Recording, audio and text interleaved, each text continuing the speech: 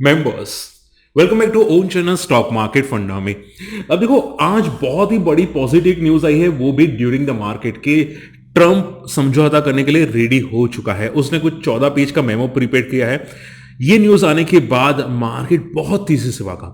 देखो, पूरे दिन अगर आप चार्ट्स को फोकस करोगे, पूरे दिन कोई ज्यादा मोमेंटम थी नहीं, लेकिन सडनली आखिरी 1-1.5 घंटे के अंदर मार्केट 23,400 24,000 अप्रोक्सीमेटली था और सीधा 400 पॉइंट, 350-400 पॉइंट रिकवर कर गया। बहुत ही बढ़िया तेजी थी। और क्रूड ऑयल अगर आप देखोगे, वो 8 से 9% तक क्रैश हो चुका है।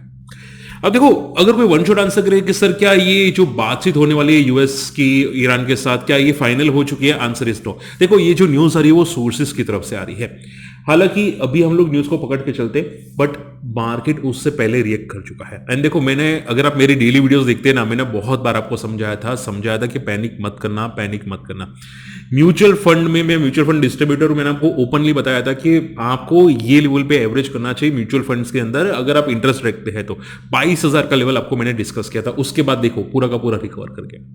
तो जनरली देखो, मार है ना, जो वार होती है ना, वो 1-1.5 महीने ही रहती है, क्योंकि सभी को अपनी कंट्री चलानी है और इन्फ्लेशन बढ़ जाता है। तो ये कोई भी कंट्री नहीं चाहेगी कि वार लंबी खींचे। ठीक है। अब देखो, यहां पे बहुत सारी चीजें डिस्कस करेंगे, अदानी ग्रुप के बारे में, यस बैंक के बारे में, और आज मार्केट में क्या हुआ। अब देखो, अगर चैनल को फर्स्ट टाइम विजिट करें, जरूर सब्सक्राइब कर देना, नोटिफिकेशन को हिट कर देना, और वीडियो को शेयर करो, एटलीस्ट लाइक एंड शेयर, और कुछ भी कमेंट करो। अगर आपको डाउट है, कुछ भी है, कमेंट करो मेरे भाई। ठीक है, चलिए। देखो, आप निफ्टी का चार्ट पढ़ सकते हैं। मार्केट में लास्ट मोमेंट पे बहुत अगली मोमेंटम आती हुई दिखाई दी, और रीजन ये आप डेफिनेटली फोकस कर सकते हैं कि 14 पेज का मेमो प्रिपेयर किया यूएस ने, यूएस के ईरान के साथ बातचीत करने के लिए। अब देखो, ये पता है मेमो क्यों प्रिपेयर हुआ। क्रूड ऑयल अगर आप देखोगे, ऑलमोस्ट $120 के पास पहुंच चुका था। अब अगर इससे बढ़ता ना, तो यूएस में महंगाई और बढ़ जाती। अब ये ट्रम्प नहीं चाहता। ठीक है, ट्रम्प, वहां पे बहुत सारे लोग विरोध कर रहे हैं, ट्रम्प का अपोज कर रहे हैं। इसकी वजह से ट्रम्प ने ये यहाँ पे न्यूज चला दी, जिसकी वजह से क्रूड ऑयल मार्केट में गिर गया। आप देखोगे, क्रूड ऑयल यहाँ पे 8.5% गिरता हुआ दिखाई दिया है। तो देखो, हमेशा याद रखो कि बड़े प्लेयर्स बहुत स्मार्ट होते हैं। ये जो ट्रम्प है ना, वो भी शेयर मार्केट का ही बंदा है, वो भी मार्केट को मैनिपुलेट करता है। जैसे लगता है कि मार्केट में ये ओवरबॉट जा रहा है, वो लोग सीधी न्यूज प्लेस कर देते हैं। ऐसा बहुत बार हुआ है। अब सी, यूएस ने प्रपोजल रखा है ईरान के सामने 14 पेज का, और 30 दिन का नेगोशिएशन दिया है, यानी कि 30 दिन तक ये नेगोशिएशन चलेगा। प्रपोजल में क्या है? सेम चीज है जो पहले पुरानी थी, कि यूरेनियम पे ईरान जो है वो काम नहीं करेगा कुछ सालों तक। हम लोग सैंक्शंस कम कर देंगे, आपका जो इंपोर्ट एक्सपोर्ट है ऑयल का वो कम कर देंगे, स्टेट ऑफ हॉर्मस पे मिलिट्री प्रेशर कम कर देंगे, आपको भी कम करना है, और ऐसी बहुत सारी चीजों पे एग्रीमेंट साइन होते हुए दिखाई दे सकते हैं। हालांकि ये बातचीत है।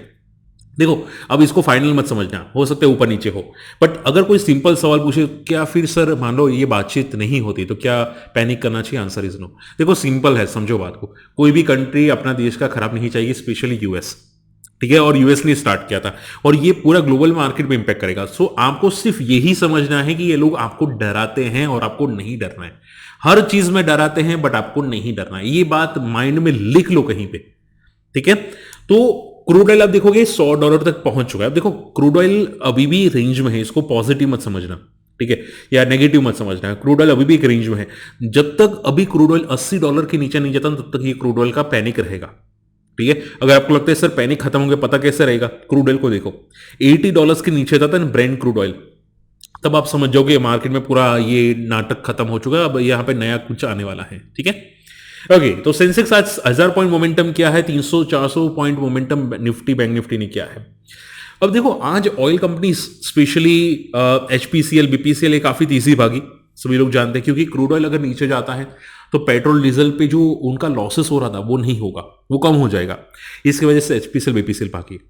आज एविएशन सेक्टर में इंडिगो भागा, स्पाइस जेट भागा, ये सब भागे। क्यों स्पेस, ये क्यों भागे? अब सभी लोग जानते हैं कि एविएशन फ्यूल बहुत महंगा हो चुका था। ये लोग ने क्लियर कट वार्निंग दी थी कि हम लोग अपना ऑपरेशंस बंद कर देंगे। इंडिगो ने क्लियर कट वार्न किया था, इवन एयर इंडिया ने वार्न किया था, यानी कि ये लोग प्राइस बढ़ाना चाहते हैं, और वो भी बहुत तगड़े, 3 गुना प्राइस बढ़ सकते थे। तो ये लोग ने वार्निंग दी। अब हुआ क्या कि एविएशन मिनिस्टर और यहाँ पे कुछ गवर्नमेंट से सपोर्ट आता हुआ दिखाई दिया कि हम लोग आपको एविएशन फ्यूल सस्ते में देंगे, आप टेंशन मत लो। ऐसा गवर्नमेंट ने एक स्टेटमेंट दिया, जिसकी वजह से आज इंडिगो भागा और अब स्पाइस जेट जैसी कंपनीज भागी। ऊपर से क्रूड ऑयल नीचे फॉल कर गया तो और बेनिफिट हुआ। ठीक है, तो इन शॉर्ट में एविएशन कंपनी अभी बंद नहीं होगी, क्योंकि गवर्नमेंट हमारी सपोर्ट कर रही है। तो ये बहुत अच्छी बात है इन शॉर्ट में। अब देखो आज HFCL बहुत तेजी से भागा। रीजन क्या था? क्योंकि देखो HFCL रिजल्ट बहुत अच्छे आए थे और ये जितनी कंपनीज है ना telecom related, HFCL, Indus tower, Vodafone idea, ये हमेशा काम करती है कि भाई इनको ऑर्डर मिलने चाहिए। वोडाफोन आइडिया तो ठीक है, चलो समझ में आता है कि वो इनका बिजनेस चलता रहता है। HFCL, तेजस नेटवर्क को ऑर्डर मिलना चाहिए। अब ऑर्डर नहीं मिलेगा तो वो खत्म हो जाएगी, क्योंकि आपने तेजस नेटवर्क देखा होगा कि कंपनी लॉसेस में जा रही है, ऑर्डर नहीं मिल रहे। ठीक है, HFCL के ऑर्डर मिल भी रहे हैं और ऑर्डर एग्जीक्यूट भी हो रहे हैं, प्रॉफिटेबल कंपनी हो चुकी है, तगड़ा प्रॉफिट करे, इसकी वजह से लगातार भाग रहा है।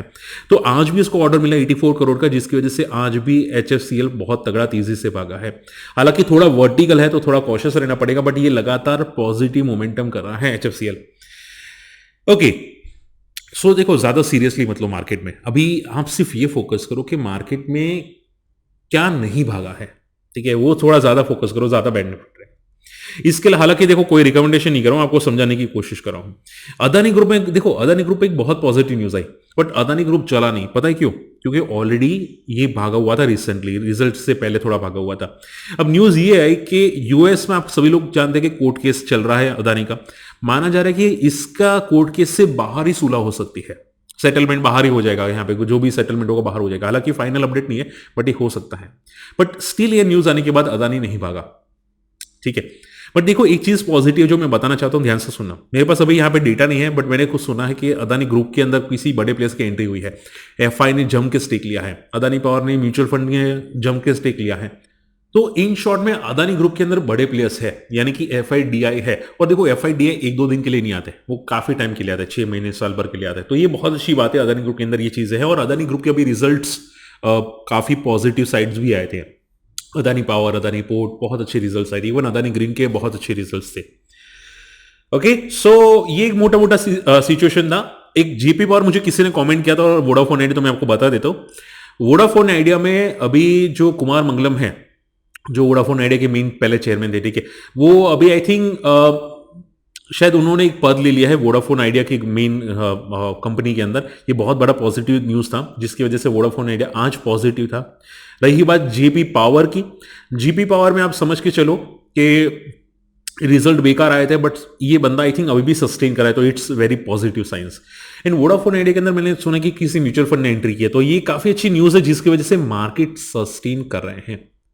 ठीक है, और बैंक्स में यस बैंक आज पॉजिटिव था, यस बैंक के रिजल्ट्स अच्छे थे, बट अभी रिसेंटली मोमेंटम आ रही है, क्योंकि PSU में अभी काफी अच्छी रिकवरी आ रही है। PSU यानी कि जो गवर्नमेंट के नहीं है। ठीक है, हालांकि यस बैंक भी पहले SBI ने टेक ओवर किया था, बट शॉर्ट एंड सिंपल में जो छोटे मोटे बैंक है उसमें काफी बड़े प्लेयर्स की एंट्री दिख रही है यहाँ पे चार्ट्स के अंदर। So it's very very positive sign.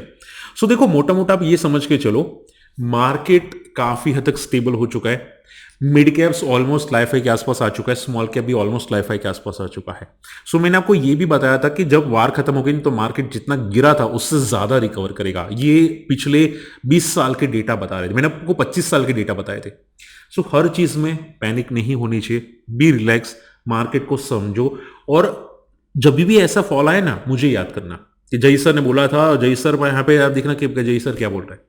ठीक है, तो याद करना, और कोई भी डाउट है मुझे कमेंट करना। आपको कोई अगर डाउट है तो जरूर कमेंट करना। और मेरी अगर कम्युनिटी में आना चाहते तो हमारे लिंक से अकाउंट ओपन कर सकते हैं। अकाउंट ओपनिंग की लिंक वीडियो के डिस्क्रिप्शन कमेंट्स में। मेरे पास कुछ फ्री कोर्सेज है जो आपको शेयर कर दूंगा, स्क्रीनर्स है जो आपके काम आएंगे, और काफी चीजें हैं। मेरे ग्रुप में आओगे बहुत सारी चीजें सीखने को मिलेगी। म्यूचुअल फंड कौन सा बेस्ट है, अभी क्या करना चाहिए कि नहीं, वो भी मैं आपको गाइड करने की कोशिश करूंगा। ठीक है, मिलते हैं अगले वीडियो में। Take care, bye.